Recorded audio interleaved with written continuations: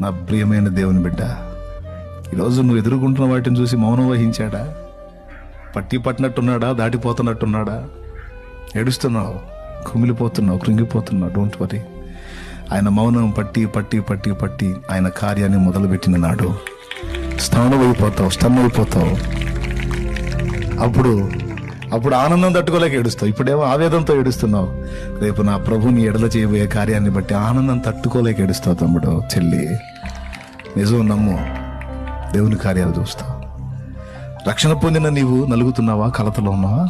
అయితే దాని వెనక కారణం ఉంది. ఈ శ్రమల మార్గమే యోసేపుకు ఉన్నతాసనం. అలాగే నువ్వు నలుగుతున్న ఈ నలుగుడంతా ఒక అద్భుతమైన పరిమళ సువాసనగా నిన్ను మార్చబోతుంది. అలా నా దేవుడు చేయబోతున్నాడు. విశ్వసిస్తే స్తోత్రం చెప్పు.